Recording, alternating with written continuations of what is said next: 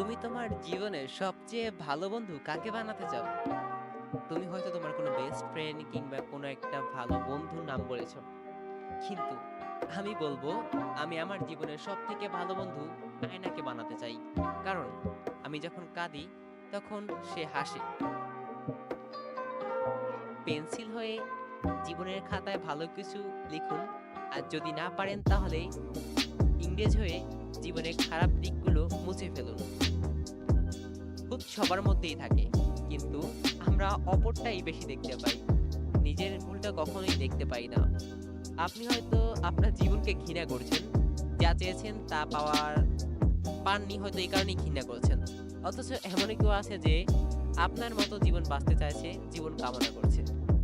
So এদিক থেকে নিজেকে অবশ্যই অনেকটা ভাগ্যবান দাবি করাই শ্রেষ্ঠ। আমি স্বপ্নকে হারিয়ে যেতে দেখেছি, কাছের মানুষ দূরে যেতেও দেখেছি।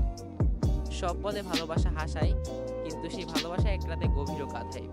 এমন ছন্দ, এমন স্ট্যাটাস অনেকেই পোস্ট করেন আপনার সোশ্যাল মিডিয়া প্ল্যাটফর্মে। আপনি তখন অনেকে ডিপ্রেস থাকেন। ভাই, শুধুমাত্র আপনি দুই একটা মোটিভেট ভিডিও শেয়ার করলে হয়তো আপনার তেমন বেশি একটা ক্ষতি হবে না, বাট আপনার মাধ্যমে অনেকেই অনেক দূর এগিয়ে যেতে পারবে। একটা মাত্র মোটিভেট আপনার সারা জীবনের আপনাকে শক্ত করার মতো একটা লাঠি। সো আজকের ভিডিওটা হয়তো অতটা মোটিভেট হবেন না, কিন্তু চেষ্টা করবো আপনাকে ফুললি মোটিভেট করার জন্য।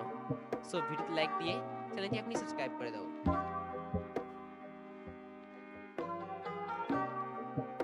সব সময় লবণের মতো হও, যাতে অন্যর উপস্থিতি বোঝা না গেলেও তোমাকে সবাই স্বাধীনভাবে খুঁজে। যারা অন্ধকারে মসজিদে যাতায়াত করে তাদের কিয়ামতের দিন অনেকটা সুসংবাদ নিয়ে হাজির দিবে ইনশাআল্লাহ। আবেগ হলো মোমবাতি, যা কিছুক্ষণ পর নিভে যায়, আর বিবেক হলো সূর্য, যা কখনোই নেবে না। তুমি তোমার জিনিসটাকে বিবেক দিয়ে নিয়ন্ত্রণ করো, কখনো আবেগ দিয়ে নিয়ন্ত্রণ করো না। যদি কখনো আবেগ দিয়ে নিয়ন্ত্রণ করো, তাহলে হয়তো কখনো তুমি তোমার জীবনের স্বাদটা উপলব্ধি করতে পারবে না। তুমি তোমার অন্ধকার রাস্তাকে আলোকিত করার জন্য জীবনে এমন কিছু করো যাতে আজ থেকে 5 বছর পর গিয়ে তোমাকে সেই জিনিসটা আর পিছনে ফিরে তাকাতে না হয়। তুমি পারবে না লোকের সম্পর্ক ধারণ বদলাতে, সুতরাং তুমি সেটাই করো যেটাতে তুমি খুশি থাকবে। কারণ তুমি চাইলেও কখন মানুষকে সবসময় সুখী রাখতে পারবে না। তুমি সবসময় মনে রাখবা, উদ্দেশ্য ছাড়া কেউ তোমার কাছে আসবে না। তোমাকে অবশ্যই উদ্দেশ্য নিয়ে সামনে আগাতে হবে। বইয়ের পাতা মানুষকে শিক্ষা দেয়, আর জীবনের পাতা যে অনেক বেশি আর কিছু শিখাতে হয় না। জীবনে কাকে কোথায় কখন কাজে লাগাবো তা কেউ জানে না, তাই সবার সাথে ভালো ব্যবহার করতে শিখুন। খারাপ ব্যবহার করলে হয়তো মানুষ আপনাকে ছেড়ে যাবে।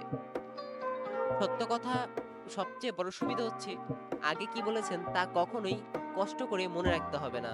আপনি মিথ্যা কথা বললে এই জিনিসটা আপনাকে মনে রাখতে হবে, পরবর্তীতে আপনাকে গিয়ে এই জিনিসটা বলতে হবে। মানুষ অন্যের দোষ দেখতে পেলেও বিচারপতি হয়ে যায়, আর নিজের দোষ ঢাকার জন্য উকিল হয়ে যায়।